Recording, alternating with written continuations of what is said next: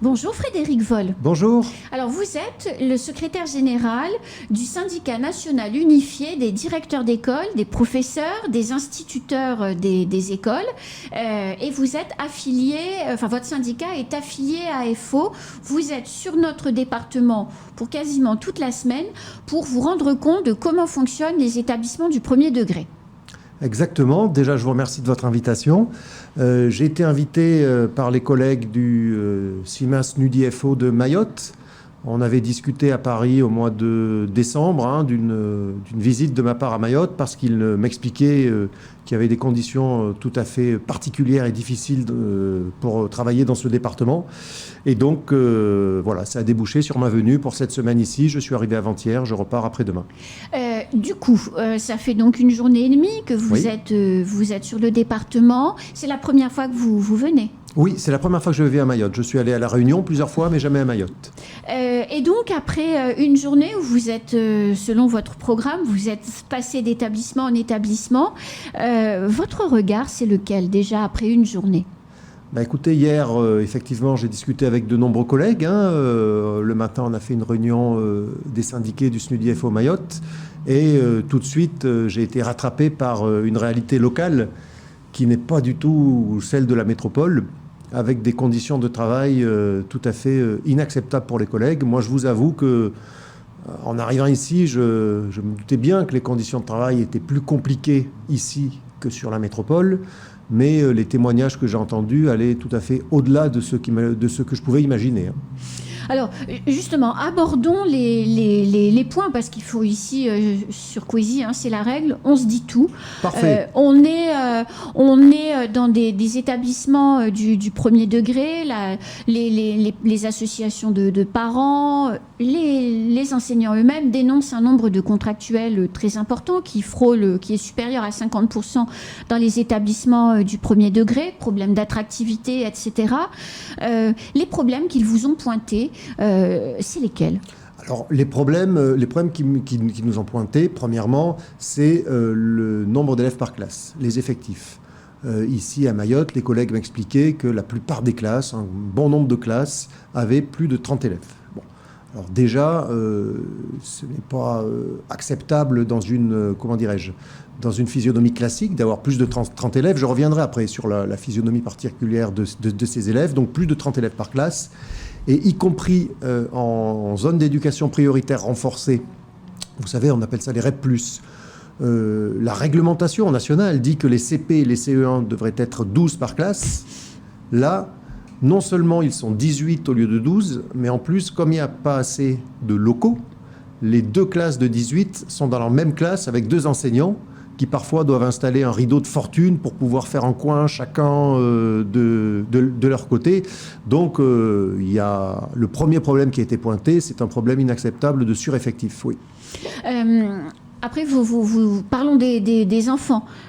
Combien, dans ce qu'on vous a expliqué, combien d'enfants par classe, à peu près, ne parlent pas français ? Alors voilà, il y a ce problème aussi qui est tout à fait spécifique à Mayotte. Les collègues m'ont expliqué que bon nombre d'élèves par classe ne parlaient pas français, et en plus qu'ils étaient mis dans des classes correspondant à leur âge. Donc vous avez par exemple en CM2 un élève de 11 ans qui arrive au milieu d'une classe avec certains élèves qui parlent français, et vous avez 1, 2, 3, 4, 5, plusieurs élèves qui ne parlent pas français. Donc la situation est terrible. D'une part, l'enseignant ne peut pas faire son travail. Comment voulez-vous faire avec une partie de la classe, un quart, la moitié, qui ne parle pas français ? Et deuxièmement, quel bénéfice en tirent ces élèves ? Oui. Les collègues m'expliquent que ces élèves sont totalement perdus dans la classe puisqu'ils ne parlent pas français. Donc, ils s'ennuient. Et quand un élève s'ennuie, vous savez très bien qu'au bout d'un moment, ça tourne mal, quoi. Ces élèves ont le niveau ? Pardon ? Ces élèves sont-ils déjà allés à l'école ? Ont-ils le niveau ? Non. Alors, il y a la barrière de la langue. Et 2, il y a la question du niveau. Les collègues se plaignent de ne pas pouvoir leur faire aucune activité. Alors, ça pose le problème. Je suis bien conscient que ça ne résout pas tout. mais le problème des UPE2A. Les UPE2A, ce sont des classes et des enseignants spécialisés pour les élèves non francophones. Mais ça, il n'y a pas à Mayotte. Il y en a un par circonscription, donc c'est très peu. C'est quoi une circonscription? Alors, excusez-moi, oui. Une circonscription, c'est les écoles, elles sont organisées par circonscription. Donc, c'est des groupes d'écoles. Voilà, c'est des groupements d'écoles. C'est un peu plus gros qu'une... Sur des zones géographiques. Voilà, sur des zones géographiques, voilà. Et qui sont dirigées par un inspecteur de l'éducation nationale. D'accord. Donc, alors, je vous avoue qu'à Mayotte, je ne sais pas combien il y en a. À mon avis, il doit y en avoir une dizaine, peut-être, de circonscriptions. Et il y a un enseignant UPE2A par circonscription. Donc, une des premières mesures qui ne réglerait pas tout, j'en suis bien conscient, mais ça serait déjà de démultiplier les postes d'enseignants spécialisés pour les primo-arrivants, pour ceux qui ne parlent pas français, pour les scolariser de leur côté avec des méthodes adaptées. Voilà, ce serait un mieux, même si effectivement ça ne réglerait pas tout.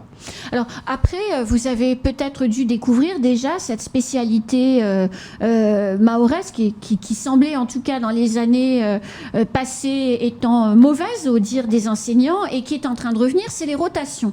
C'est-à-dire que certains enfants vont à l'école le matin et d'autres vont à l'école l'après-midi. Pourquoi ? Pour faire face au manque de bâtiments et de locaux, et que donc une classe, elle tourne sur 4 quelquefois classes, que vous le disiez, sur les CP, les CE1 par exemple, tout au long d'une journée. Est-ce que en termes de rythme pour l'enfant, c'est correct ça ? Alors je crois pas, parce que je crois pas qu'un rythme pour l'enfant ça soit correct. Donc hier, des collègues m'expliquaient par exemple que ne serait-ce que sur une classe, une salle de classe partagée par 2 classes.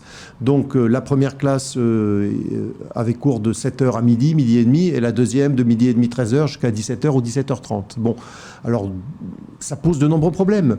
Premièrement, vous faites 5h, 5h30 d'affilée sans véritable pause. Deuxièmement, sans manger. Deuxièmement, quand vous êtes de l'après-midi, parfois c'est un peu compliqué avec la chaleur, avec le sureffectif. Donc vous n'avez pas des conditions d'apprentissage qui sont propices, c'est certain. Donc alors ça pose le problème d'une part des constructions d'écoles, mais bon, l'île n'est pas extensible, ça c'est certain. Donc il y a d'autres problèmes qui sont posés derrière, mais quoi qu'il en soit, cette affaire de classes occupées, de salles de classe occupées par plusieurs classes, non, ce n'est pas positif ni pour les élèves ni pour les enseignants. Autre question, peut-être l'avez-vous ressenti quand vous êtes déjà passé hier dans les classes. La Chambre régionale des comptes pointe des sommes dépensées par les communes qui flirtent au minimum avec 25% des budgets de fonctionnement des communes. Donc c'est beaucoup d'argent. Pour autant, les parents, mais aussi les enseignants dénoncent parfois des classes ou des établissements en mauvais état, des difficultés dans la qualité des locaux et dans ce qu'on offre aux enfants pour pouvoir apprendre. Est-ce que vous l'avez déjà constaté ? Est-ce qu'on vous en a parlé ? Oui. Les collègues m'ont fait remonter effectivement un certain nombre d'écoles, d'établissements où, dans des états déplorables. Et oui, un certain nombre de collègues, il faut bien le dire, se plaignent des dotations des municipalités. Bon, après, il n'y a pas de solution miracle, puisque moi je comprends tout à fait que les municipalités ont un budget à respecter. Bon. Qui est lié aussi à leurs ressources. Absolument. Donc après, pour moi, ça pose quand même le problème de l'aide de l'État à ce département. Soit on dit, on laisse les enseignants, les élus locaux, les parents d'élèves, les élèves, on les laisse se débrouiller, ou soit on organise un véritable plan par l'État national d'aide, de manière à ce que les communes puissent investir dans l'école, dans leurs écoles, pour que les conditions soient acceptables. Mais alors, la question, vous êtes enseignant depuis un certain temps, donc oui. Vous avez du recul sur ce métier. Très honnêtement, quand vous voyez ce que vous avez commencé à découvrir, est-ce que tout ça est bien possible ? Est-ce qu'à un moment donné, il ne faut pas se poser une question de fond qui serait, doit-on continuer à scolariser tous les enfants ? Parce que manifestement, à vous écouter, on ne fait pas du travail de qualité, ni pour les jeunes Français ou les jeunes qui parlent le français, ni pour les enfants qui ne parlent pas le français. Enfin, en gros, on n'apprend rien à l'école. Oui, écoute, je ne sais pas si on n'apprend rien, parce que moi je pense que les collègues mahorais quand même font de leur mieux dans des conditions extrêmement difficiles, donc je pense qu'il y a quand même certains élèves qui en tirent les bénéfices, mais c'est sûr qu'on arrive un peu à la quadrature du cercle. Il y a un nombre d'enfants qui est tellement important, dont bon nombre ne parlent pas français, qu'on en arrive à une situation... alors, d'une part, moi je pense d'abord, en premier lieu, il y a la question des postes.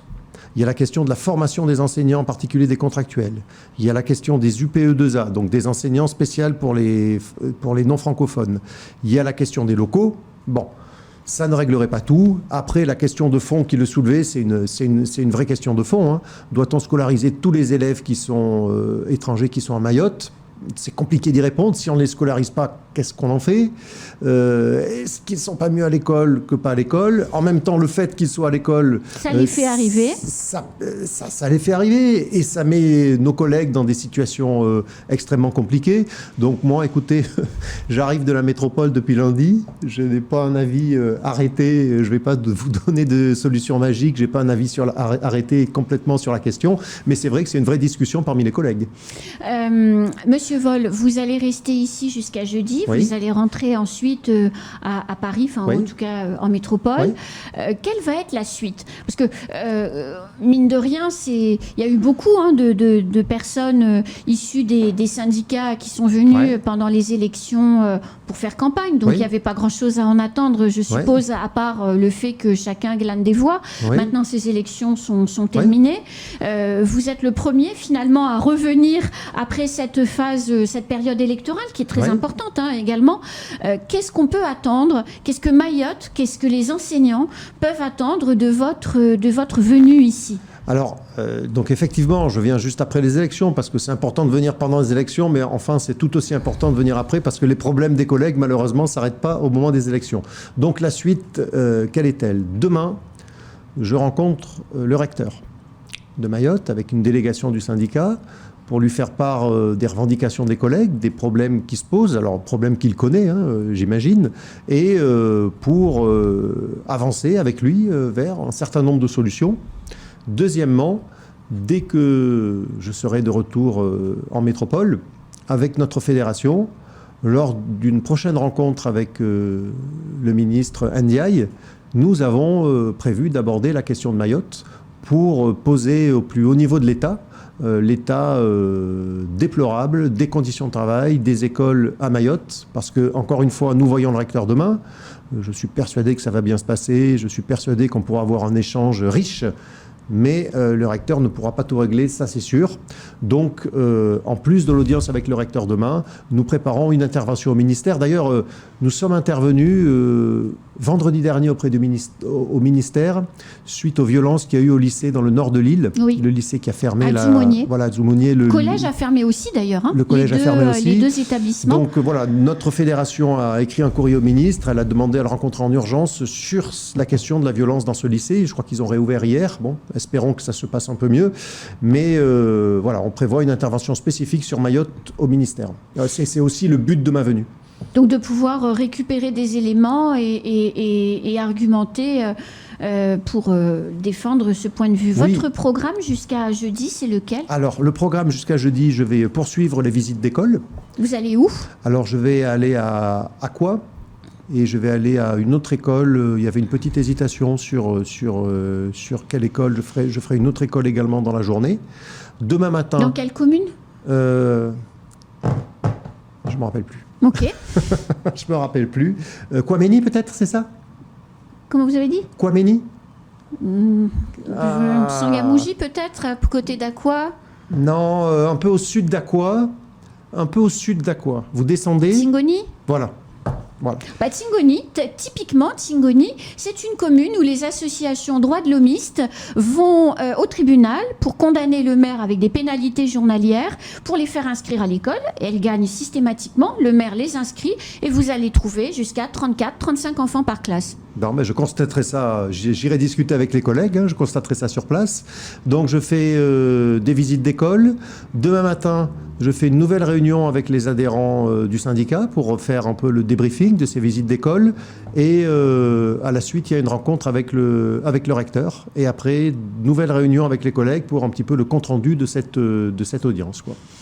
Eh bien, écoutez, merci beaucoup. Merci de votre invitation et de votre accueil. Et j'espère effectivement que les retours que vous ferez à Paris vont permettre de faire bouger les lignes et puis d'oser aborder les questions qui fâchent, c'est-à-dire celle de doit-on continuer dans le sens dans lequel on est parti, c'est-à-dire de scolariser tous les enfants présents. Il est sûr que les problèmes de Mayotte vont se régler ou vont évoluer au plus haut niveau national, hein.